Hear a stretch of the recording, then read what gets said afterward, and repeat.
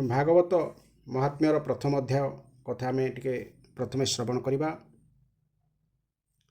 ओम श्री गणेशाय नमः। ओम नमो भगवते वासुदेवाय।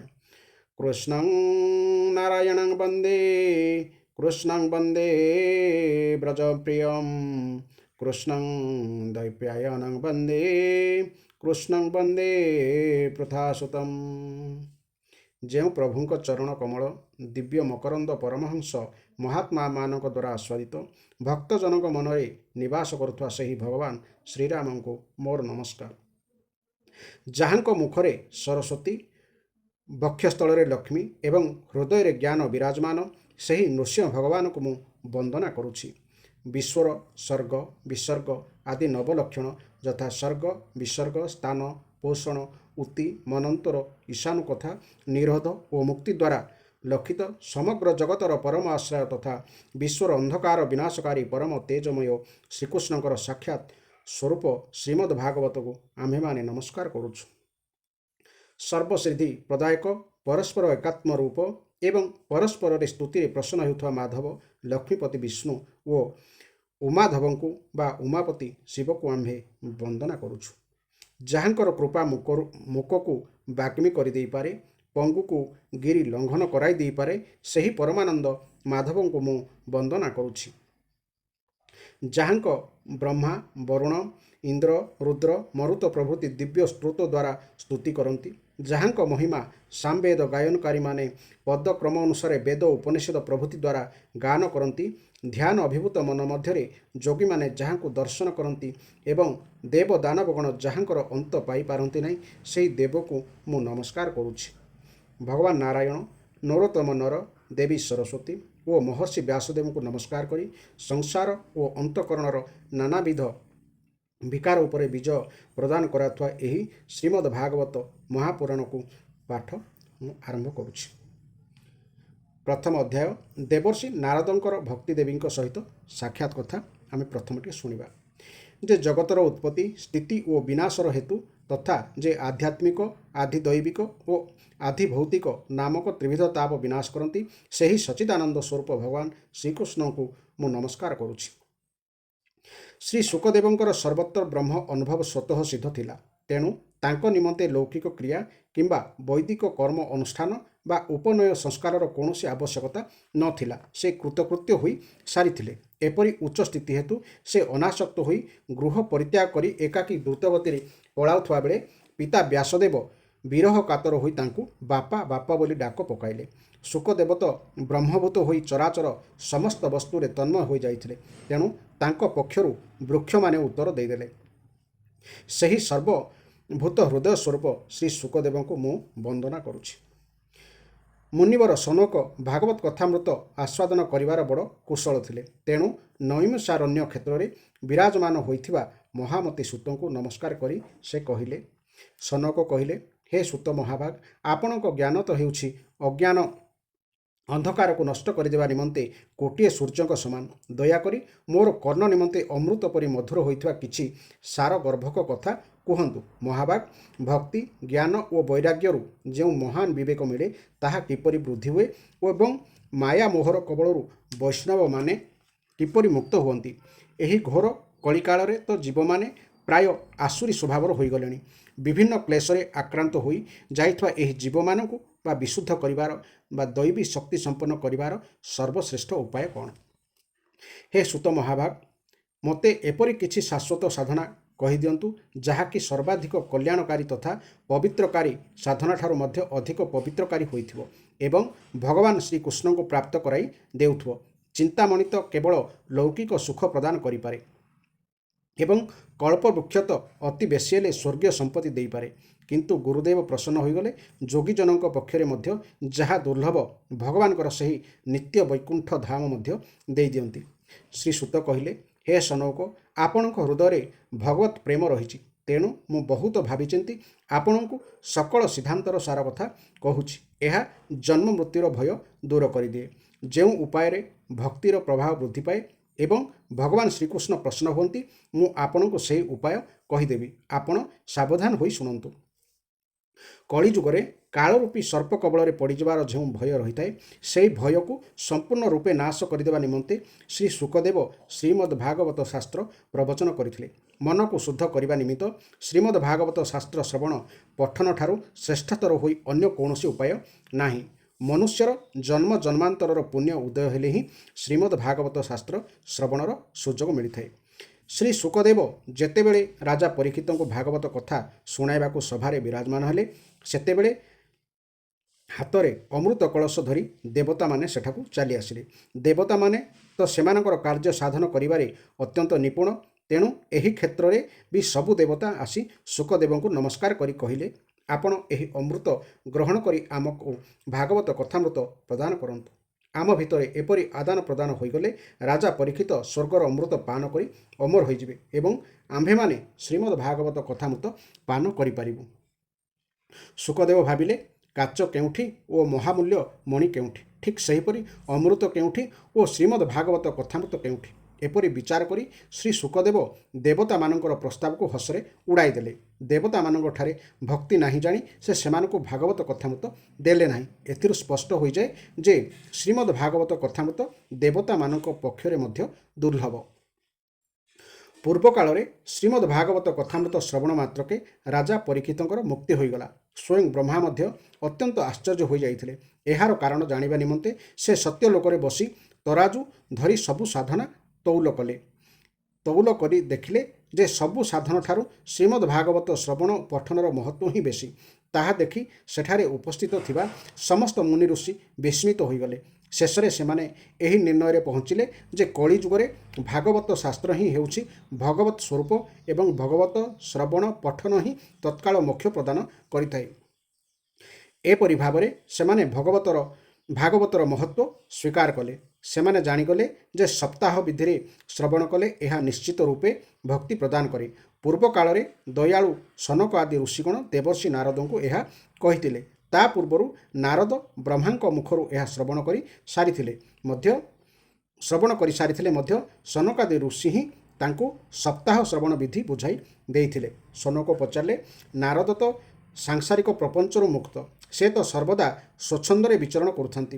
ସନକ ଆଦିଙ୍କ ସହିତ ତାଙ୍କର କେଉଁଠି ସାକ୍ଷାତ ହେଲା ଏବଂ ବିଧିବିଧାନ ଶ୍ରବଣ କରିବାକୁ ତାଙ୍କର ପ୍ରୀତି ବା କିପରି ହେଲା ସେ ବିଷୟରେ ଆମକୁ କୁହନ୍ତୁ।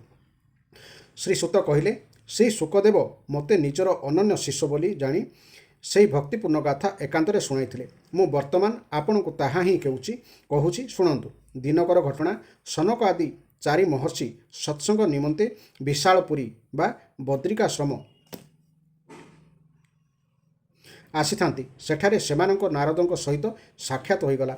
ସନକ ଆଦି ପଚାରିଲେ, ବ୍ରହ୍ମନ୍, ଆପଣଙ୍କ ମୁହଁ କାହିଁକି ବିଷଣ୍ଣ ଦିଶୁଛି? ଆପଣଙ୍କ ପରି ବ୍ୟକ୍ତି ପୁଣି ଚିନ୍ତାରେ ଆତୁର କାହିଁକି? ଏପରି ତରତର ହୋଇ ଯାଉଛନ୍ତି କୁଆଡ଼େ ଏବଂ ଆପଣ ଏବେ ଆସିଲେ କେଉଁଠୁ? ମନୁଷ୍ୟର ସକଳ ଧନ ସମ୍ପଦ ଚୋରି ହୋଇଗଲେ ସେ ଯେପରି ବ୍ୟାକୁଳ ହୋଇଉଠେ, ଆପଣ ତ କ'ଣ ସେହିପରି ଦେଖାଯାଉଛନ୍ତି? ଆପଣଙ୍କ ପରି ଅନାସକ୍ତ ପୁରୁଷଙ୍କ ପକ୍ଷରେ ଏହା ଶୋଭନୀୟ ନୁହେଁ। ଏହାର କାରଣ ଖୋଲି କୁହନ୍ତୁ। ଶ୍ରୀ ନାରଦ କହିଲେ, ପୃଥିବୀ ହିଁ ସର୍ବୋତ୍ତମ ଭୁବନ ଭାବି ମୁଁ ପୃଥିବୀକୁ ଆସିଥିଲି। ଏଠାରେ ପୁଷ୍କର, ପ୍ରୟାଗ, କାଶୀ, ଗୋଦାବରୀ ବା ଯାହାକୁ ଆମେ ବର୍ତ୍ତମାନ ନାସିକ କହୁଛୁ, ହରିଦ୍ୱାର, କୁରୁକ୍ଷେତ୍ର, ଶ୍ରୀରଙ୍ଗମ୍ ଓ ସେତୁବନ୍ଧ ଆଦି କ୍ଷେତ୍ର ଦର୍ଶନ କରି ମୁଁ ନାନା ସ୍ଥାନ ବୁଲି ଦେଖିଲି, କିନ୍ତୁ ମୋତେ କୌଣସି ସ୍ଥାନରେ ମନକୁ ସନ୍ତୋଷ ଦେଲା ପରି ଶାନ୍ତି ମିଳିଲା ନାହିଁ। ଦେଖିଲି ଆଜିକାଲି ଅଧର୍ମର ସହାୟକ କଳିଯୁଗ ସମଗ୍ର ପୃଥିବୀକୁ ଗ୍ରାସ କରି ରଖିଛି। ବର୍ତ୍ତମାନ ଏଠାରେ ସତ୍ୟ, ତପ, ଶୌଚ, ଦୟା, ଦାନ ଆଦି କିଛି ବି ନାହିଁ। ବିଚରା ଜୀବମାନେ କେବଳ ପେଟ ପୋଷିବାରେ ବ୍ୟସ୍ତ। ସେମାନେ ମିଥ୍ୟାବାଦୀ, ଅଳସୁଆ, ମନ୍ଦବୁଦ୍ଧି, ଭାଗ୍ୟହୀନ ଓ ଉପଦ୍ରବ ପୀଡ଼ିତ ହୋଇଯାଇଛନ୍ତି। ଯେଉଁମାନେ ସାଧୁସନ୍ଥ ବୋଲାଇ ହେଉଛନ୍ତି ସେମାନେ ପୁରା ଭଣ୍ଡ। କେବଳ ଉପରକୁ ଦେଖିବା ପାଇଁ ସେମାନେ ବୈରାଗୀ, କିନ୍ତୁ ସମସ୍ତେ ସ୍ତ୍ରୀ, ଧନ ଆଦି ସବୁକିଛି ରଖୁଛନ୍ତି। ଘରେ ଘରେ ସ୍ତ୍ରୀମାନଙ୍କର ଶାସନ ଚାଲିଛି। ଶାଳକମାନଙ୍କ ବୁଦ୍ଧିରେ ଘର ଚଳୁଛି। ଲୋକେ ଲୋଭରେ ପଡ଼ି କନ୍ୟା ବିକ୍ରୟ କରୁଛନ୍ତି। ଘରେ ଘରେ ପତି ପତ୍ନୀଙ୍କ ଭିତରେ କଳହ ଲାଗି ରହିଛି। ମହାତ୍ମାମାନଙ୍କ ଆଶ୍ରମ, ତୀର୍ଥ ଓ ନଦୀ ଇତ୍ୟାଦି ପବିତ୍ର ସ୍ଥଳମାନଙ୍କରେ ବିଧର୍ମୀମାନଙ୍କର ଅଧିକାର ଅତି ପ୍ରବଳ ହୋଇଯାଇଛି। ସେହି ଦୁଷ୍ଟମାନେ ବହୁ ଦେବାଳୟ ମଧ୍ୟ ନଷ୍ଟ କରିଦେଲେଣି। ବର୍ତ୍ତମାନ ପୃଥିବୀରେ କେହି ଯୋଗୀ ନାହାନ୍ତି କି ସିଦ୍ଧ ନାହାନ୍ତି, କେହି ଜ୍ଞାନୀ ନାହାନ୍ତି କି କୌଣସି ସତ୍କର୍ମା ପୁରୁଷ ନାହାନ୍ତି। ଏଠାକାର ସକଳ ସାଧନା ଏବେ କଳି ରୂପୀ ଦାବାନଳରେ ଜଳି ଭସ୍ମ ହୋଇଯାଇଛି। ଏହି କଳିଯୁଗରେ ଦେଶବାସୀମାନେ ସମସ୍ତେ ଅନ୍ନ ବିକ୍ରି କରୁଛନ୍ତି। ବ୍ରାହ୍ମଣମାନେ ଟଙ୍କା ପଇସା ନେଇ ବେଦ ପଢ଼ାଉଛନ୍ତି ଏବଂ ନାରୀମାନେ ସଦାଚାର ଶୂନ୍ୟ ହୋଇ ସାରିଲେଣି। ଏପରି ଭାବରେ କଳିଯୁଗର ସ୍ୱରୂପ ଦେଖି ଦେଖି ପୃଥିବୀରେ ବୁଲୁ ବୁଲୁ ମୁଁ ଯାଇ ଯମୁନା ନଦୀ ତଟରେ ପହଞ୍ଚିଗଲି। ତାହା ତ ଭଗବାନ ଶ୍ରୀକୃଷ୍ଣଙ୍କର ଲୀଳାସ୍ଥଳୀ। ହେ ମୁନି ଶ୍ରେଷ୍ଠଗଣ, ଶୁଣନ୍ତୁ, ମୁଁ ସେଠାରେ ଗୋଟିଏ ଅତ୍ୟନ୍ତ ବିସ୍ମୟକର ଦୃଶ୍ୟ ଦେଖିବାକୁ ପାଇଲି। ସେଠାରେ ଜଣେ ଯୁବତୀ ବଡ଼ ଦୁଃଖରେ ବସିଥାନ୍ତି। ତାଙ୍କ ପାଖରେ 2 ଜଣ ବୃଦ୍ଧ ଅଚେତ ଅବସ୍ଥାରେ ପଡ଼ି ରହି ବଡ଼ ଜୋରରେ ଶ୍ୱାସ ନେଉଥାନ୍ତି। ସେହି ଯୁବତୀ ସେମାନଙ୍କର ସେବା କରି କରି କେତେବେଳେ ଚେତା ଫେରାଇ ଆଣିବାକୁ ଚେଷ୍ଟା କରୁଥାନ୍ତି ତ କେତେବେଳେ ସେମାନଙ୍କୁ ଧରି କାନ୍ଦୁଥାନ୍ତି। ସେ ନିଜର ରକ୍ଷକ ପରମାତ୍ମାଙ୍କ ସାହାଯ୍ୟ ନିମନ୍ତେ 10 ଦିଗକୁ ଚାହୁଁଥାନ୍ତି। ତାଙ୍କ ଚାରିପଟେ ବହୁ ସ୍ତ୍ରୀ ଲୋକ ବସି ତାଙ୍କୁ ପଙ୍ଖା କରୁଥାନ୍ତି ଏବଂ ବାରମ୍ବାର ବୁଝାଉଥାନ୍ତି। ଦୂରରୁ ଏହି ଘଟଣା ଦେଖି ମୁଁ କୌତୂହଳବଶତଃ ତାଙ୍କ ପାଖକୁ ଚାଲିଗଲି। ମୋତେ ଦେଖି ସେହି ଯୁବତୀ ଠିଆ ହୋଇ ପଡ଼ିଲେ ଏବଂ ବ୍ୟାକୁଳ ହୋଇ କହିବାକୁ ଲାଗିଲେ, ହେ ମହାତ୍ମା, ଏଠାରେ ଟିକେ ରହି ମୋର ଦୁଃଖ ଦୂର କରନ୍ତୁ। ଆପଣଙ୍କ ଦର୍ଶନ ତ ସର୍ବଦା ସଂସାରର ସକଳ ପାପ ନଷ୍ଟ କରିଦିଏ। ଆପଣଙ୍କ ବଚନ ଶୁଣିଲେ ମୋର ଦୁଃଖ ମଧ୍ୟ ବହୁ ପରିମାଣରେ ଦୂର ହୋଇଯିବ। ମନୁଷ୍ୟର ଭାଗ୍ୟ ଉଦୟ ହେଲେ ହିଁ ଆପଣଙ୍କ ପରି ମହାତ୍ମାମାନଙ୍କର ଦର୍ଶନ ମିଳିଥାଏ। ଶ୍ରୀ ନାରଦ କହିଲେ। ତାହା ଶୁଣି ମୁଁ ତାଙ୍କୁ ପଚାରିଲି, ଦେବୀ, ତୁମେ କିଏ? ଏହି 2 ଜଣ ତୁମର କ'ଣ ହୁଅନ୍ତି? ପୁଣି ତୁମ ନିକଟରେ ରୁଣ୍ଡ ହୋଇଥିବା ଏହି ସୁନ୍ଦରୀ ଦେବୀମାନେ କିଏ? ତୁମ ଦୁଃଖର କାହାଣୀ ମୋତେ ଟିକେ ବୁଝାଇ କୁହ। ଯୁବତୀ କହିଲା, ମୋ ନାଁ ହେଉଛି ଭକ୍ତି। ଏହି 2 ଜଣ ହେଉଛନ୍ତି ଜ୍ଞାନ ଓ ବୈରାଗ୍ୟ। ଏମାନେ ମୋର 2 ପୁଅ। କାଳର ପ୍ରଭାବରେ ହିଁ ଏମାନେ ଏଭଳି ବୃଦ୍ଧ ପରି ହୋଇଗଲେ। ଏହି ଦେବୀମାନେ ହେଉଛନ୍ତି ଗଙ୍ଗା ଆଦି ବିଭିନ୍ନ ନଦୀ। ଏମାନେ ସମସ୍ତେ ମୋର ସେବା କରିବା ନିମନ୍ତେ ଆସିଛନ୍ତି। ଏମାନଙ୍କ ପରି ସାକ୍ଷାତ ଦେବୀମାନଙ୍କର ସେବା ପାଇ ମଧ୍ୟ ମୁଁ ସୁଖ ଶାନ୍ତି ପାଇପାରୁନାହିଁ। ହେ ମୁନିବର, ଏଥର ଟିକେ ଧ୍ୟାନ ଦେଇ ମୋ କଥା ଶୁଣନ୍ତୁ। ମୋ ବିଷୟରେ ତ ଆପଣ ଜାଣନ୍ତି, ତଥାପି ତାହା ମୋ ଠାରୁ ଶୁଣି ମୋତେ ଟିକେ ଶାନ୍ତି ପ୍ରଦାନ କରନ୍ତୁ। ମୁଁ ଜନ୍ମ ହୋଇଥିଲି ଦ୍ରାବିଡ଼ ଦେଶରେ, ବଢ଼ିଥିଲି କର୍ଣ୍ଣାଟକରେ। ମୁଁ ମହାରାଷ୍ଟ୍ରର ବିଭିନ୍ନ ସ୍ଥାନରେ ସମ୍ମାନିତ ହୋଇଥିଲି, କିନ୍ତୁ ଗୁଜରାଟରେ ମୋତେ ବାର୍ଦ୍ଧକ୍ୟ ଆକ୍ରମଣ କଲା। ଘୋର କଳିଯୁଗର ପ୍ରଭାବରେ ସେଠାର ପାଣ୍ଡବମାନେ ମୋତେ ଅଙ୍ଗଭଙ୍ଗ କରିଦେଲେ। ଦୀର୍ଘ ଦିନ ଧରି ଏପରି ଅବସ୍ଥା ଲାଗି ରହିବାରୁ ମୁଁ ଦୁର୍ବଳ ହୋଇଗଲି। ମୋର ପୁତ୍ରମାନେ ମଧ୍ୟ ଦୁର୍ବଳ ଓ ନିସ୍ତେଜ ହୋଇଗଲେ। ମୁଁ ସେଠାରୁ ବୃନ୍ଦାବନ ଚାଲି ଆସିଲି। ବୃନ୍ଦାବନ ଚାଲି ଆସିବା ଦିନୁ ମୁଁ ପୁଣି ଥରେ ସୁନ୍ଦରୀ ରୂପବତୀ ଯୁବତୀ ହୋଇଗଲି। କିନ୍ତୁ ମୋ ଆଗରେ ପଡ଼ିଥିବା ମୋର ଏହି 2 ପୁତ୍ର କ୍ଳାନ୍ତ ଓ ଅବସନ୍ନ ହୋଇ ଆଗପରି ଦୁଃଖରେ ସଢ଼ୁଛନ୍ତି। ତେଣୁ ମୁଁ ଏହି ସ୍ଥାନ ଛାଡ଼ି ଅନ୍ୟତ୍ର ଚାଲିଯିବାକୁ ଚାହୁଁଛି। ଏହି 2 ଜଣ ବୃଦ୍ଧ ହୋଇଯିବା ଦେଖି ମୁଁ ଏମାନଙ୍କର ଦୁଃଖରେ ବହୁତ ଦୁଃଖୀ। ମୁଁ ତ ତରୁଣ ହୋଇଗଲି, କିନ୍ତୁ ମୋର ଏହି ପୁଅ 2ଟି ବୃଦ୍ଧ ହୋଇ ରହିଛନ୍ତି କାହିଁକି? ଆମେ ତିନିହେଁ ତ ଏକାଠି ରହିଛି, ତଥାପି ଏପରି ଅଦ୍ଭୁତ ଘଟଣା ଘଟିଲା କିପରି? ସାଧାରଣତଃ ମା ବୃଦ୍ଧା ଓ ପୁତ୍ରମାନେ ତରୁଣ ହୋଇଥାନ୍ତି, କିନ୍ତୁ ଏଠାରେ ତ ବିପରୀତ ଘଟିଛି। ତେଣୁ ମୁଁ ଏହି ଘଟଣାରେ ଆଶ୍ଚର୍ଯ୍ୟାନ୍ୱିତ ହୋଇ ଦୁଃଖ କରୁଛି। ଆପଣ ତ ପରମ ବୁଦ୍ଧିମାନ ଏବଂ ଯୋଗନିଧି। ଏହାର କାରଣ କ'ଣ ହୋଇପାରେ ମୋତେ ଟିକିଏ କୁହନ୍ତୁ। ଶ୍ରୀ ନାରଦ କହିଲେ, ହେ ସାଧ୍ୱୀ, ମୁଁ ମୋର ଜ୍ଞାନ ଦୃଷ୍ଟିରେ ତୁମର ସକଳ ଦୁଃଖର କାରଣ ଦେଖିପାରୁଛି।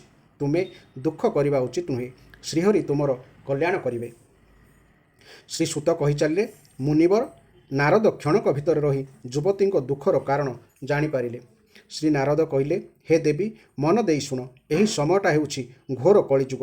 ତେଣୁ ଏବେ ସଦାଚାର, ଯୋଗମାର୍ଗ ଓ ତପସ୍ୟା ଆଦି ଲୁପ୍ତ ହୋଇଗଲାଣି।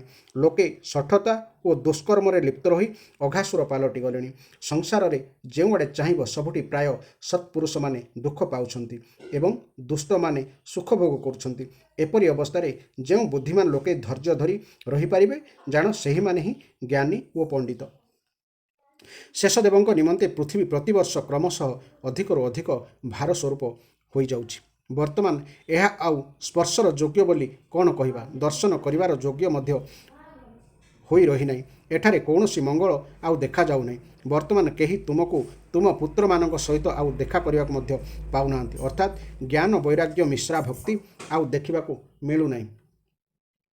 ବିଶ୍ୱାସଶକ୍ତିରେ ଅନ୍ଧ ହୋଇ ଯାଇଥିବା ଲୋକଙ୍କ ଦ୍ୱାରା ଉପେକ୍ଷିତ ହୋଇଥିବାରୁ ତୁମେ ବାର୍ଦ୍ଧକ୍ୟଗ୍ରସ୍ତ ହୋଇଯାଇଥିଲ। ବୃନ୍ଦାବନକୁ ଚାଲି ଆସିବାରୁ ଏଠାରେ ପ୍ରଭାବରେ ତୁମେ ପୁଣି ଥରେ ନବୀନା ତରୁଣୀ ହୋଇଗଲ। ସର୍ବତ୍ର ଭକ୍ତି ନୃତ୍ୟ କରୁଥିବା ଏହି ବୃନ୍ଦାବନ ଧାମ ସତରେ ଧନ୍ୟ। କିନ୍ତୁ ଏଠାରେ ତୁମର 2 ପୁତ୍ରଙ୍କର କୌଣସି ଗ୍ରାହକ ନାହାନ୍ତି। ଅର୍ଥାତ୍ ଜ୍ଞାନ ଓ ବୈରାଗ୍ୟକୁ ଲୋକେ ଉପେକ୍ଷା କରିଦେଉଛନ୍ତି। ତେଣୁ ଏମାନଙ୍କର ବାର୍ଦ୍ଧକ୍ୟ ତୁଟୁନାହିଁ। ତଥାପି ଏଠାରେ ଏମାନଙ୍କୁ ଟିକିଏ ଆତ୍ମସୁଖ ବା ଭଗବତ ସ୍ପର୍ଶଜନିତ ଆନନ୍ଦ ମିଳୁଥିବାରୁ ଏମାନେ ଶୋଇଥିବା ପରି ଜଣାପଡ଼ୁଛନ୍ତି। ଭକ୍ତିଦେବୀ କହିଲେ, ରାଜା ପରୀକ୍ଷିତ ଏହି ପାପୀ କଳିଯୁଗକୁ କାହିଁକି ରଖାଇଦେଲେ କେଜାଣି? ଏହି ଯୁଗଟା ଆସୁ ଆସୁ ହିଁ ସବୁ ବସ୍ତୁର ସାର କେଉଁଆଡ଼େ ଚାଲିଗଲା। ଶ୍ରୀହରି ତ କରୁଣାମୟ, ଏପରି ଅଧର୍ମ ଦେଖି ମଧ୍ୟ ସେ ଚୁପ୍ ରହିଛନ୍ତି କିପରି? ହେ ମୁନିବର, ମୋର ଏହି ସନ୍ଦେହ ଦୂର କରନ୍ତୁ। ଆପଣଙ୍କ କଥା ଶୁଣି ମୋତେ ଏବେ ଟିକେ ଶାନ୍ତି ମିଳୁଛି। ଶ୍ରୀ ନାରଦ କହିଲେ, ହେ ବାଳା, ଯଦି ତୁମେ ପଚାରୁଛ ତୁମେ ଆନନ୍ଦ ମନରେ ଶୁଣ। ହେ କଲ୍ୟାଣୀ, ମୁଁ ତୁମକୁ ସବୁ ବୁଝାଇଦେବି। ତୁମର ସକଳ ଦୁଃଖ ଦୂର ହୋଇଯିବ। ଯେଉଁଦିନ ଭଗବାନ ଶ୍ରୀକୃଷ୍ଣ ଏହି ଭୂଲୋକ ଛାଡ଼ି ନିଜ ଧାମକୁ ଚାଲିଗଲେ, ସେହିଦିନ ଠାରୁ ସକଳ ସାଧନାରେ ବାଧା ଦେଉଥିବା କଳିଯୁଗ ଏଠାକୁ ଚାଲିଆସିଲା। ଦିଗ୍ବିଜୟ ସମୟରେ ତା ଉପରେ ରାଜା ପରୀକ୍ଷିତଙ୍କ ଦୃଷ୍ଟି ପଡ଼ିଗଲା। ତେଣୁ ସେ ଦିନହୀନଙ୍କ ପରି ହୋଇ ତାଙ୍କର ଶରଣ ପଶିଲା। ରାଜା ପରୀକ୍ଷିତ ତ ଭ୍ରମର ପରି ସାର ଗ୍ରହଣ କରନ୍ତି। ସେ ସ୍ଥିର କଲେ ଯେ ତାକୁ ବଧ କରିବା ଠିକ୍ ହେବ ନାହିଁ, କାରଣ ସେ ଜାଣିଥିଲେ ଯେ ତପସ୍ୟା, ଯୋଗ ଓ ସମାଧି ଦ୍ୱାରା ମଧ୍ୟ ଯେଉଁ ଫଳ ମିଳିପାରେ ନାହିଁ, କଳିଯୁଗରେ କେବଳ ଶ୍ରୀହରି କୀର୍ତ୍ତନରେ ହିଁ ସେହି ଫଳ ପୂର୍ଣ୍ଣ ରୂପେ ମିଳିଯାଏ। କଳିଯୁଗ ସାରହୀନ ହୋଇଥିଲେ ମଧ୍ୟ ଏହି ଗୋଟିଏ ଦୃଷ୍ଟିରୁ ତାକୁ ସାରଯୁକ୍ତ ଦେଖି କଳିଯୁଗରେ ଉତ୍ପନ୍ନ ଜୀବମାନଙ୍କର ସୁଖ ନିମନ୍ତେ ହିଁ ସେ ତାକୁ ବଧ ନ କରି ରହିବାକୁ ସ୍ଥାନ ଦେଲେ। ବର୍ତ୍ତମାନ ଲୋକମାନେ କୁକର୍ମରେ ପ୍ରବୃତ୍ତ ହେବାରୁ ସକଳ ବସ୍ତୁର ସାର ନଷ୍ଟ ହୋଇଗଲାଣି ଏବଂ ପୃଥିବୀର ସକଳ ପଦାର୍ଥ ସାରହୀନ ଚଷୁ ପରି ହୋଇଗଲାଣି। ବ୍ରାହ୍ମଣମାନେ ଅନ୍ନ ଧନ ଆଦିରେ ଲୋଭାସକ୍ତ ହୋଇ ଘରେ ଘରେ ଯାହାକୁ ପାରିଲେ ତାହାକୁ ଭାଗବତ କଥା ଶୁଣାଇବାକୁ ଲାଗିଲେ। ତେଣୁ ଭାଗବତ କଥାର ସାର ନଷ୍ଟ ହୋଇଗଲା। ନାନା ପ୍ରକାର ଘୋର କର୍ମ କରୁଥିବା ନାସ୍ତିକ ଓ ନାରକୀ ପୁରୁଷମାନେ ମଧ୍ୟ ତୀର୍ଥମାନଙ୍କରେ ରହିବାକୁ ଲାଗିବାରୁ ତୀର୍ଥମାନଙ୍କର ପ୍ରଭାବ ବି ନଷ୍ଟ ହୋଇଗଲା। ଯେଉଁମାନଙ୍କର ଚିତ୍ତ ନିରନ୍ତର କାମ, କ୍ରୋଧ ତଥା ଅତ୍ୟନ୍ତ ଲୋଭ ଓ ତୃଷ୍ଣାରେ ବ୍ୟାକୁଳ, ସେମାନେ ମଧ୍ୟ ତପସ୍ୟା କରିବାର ଢଙ୍ଗ ଧରିଲେ। ତେଣୁ ତପସ୍ୟାର ସାର ଚାଲିଗଲା। ମନ ସଂଯମ ନ କରିବାରୁ ତଥା ଲୋଭ, ଦମ୍ଭ, ପାଷାଣ୍ଡପଣର ଆଶ୍ରୟ ନେବାରୁ ଏବଂ ଶାସ୍ତ୍ର ଅଭ୍ୟାସ ନ କରିବାରୁ ଧ୍ୟାନ ଯୋଗର ମଧ୍ୟ ଫଳ ମଧ୍ୟ ଆଉ ମିଳୁନାହିଁ। ବର୍ତ୍ତମାନ ପଣ୍ଡିତମାନଙ୍କଠାରେ କେବଳ ସ୍ତ୍ରୀ ସହିତ ପଶୁ ପରି ରମଣ କରିବାର ଓ ସନ୍ତାନ ଉତ୍ପନ୍ନ କରିବାର କୁଶଳତା ହିଁ ରହିଯାଇଛି।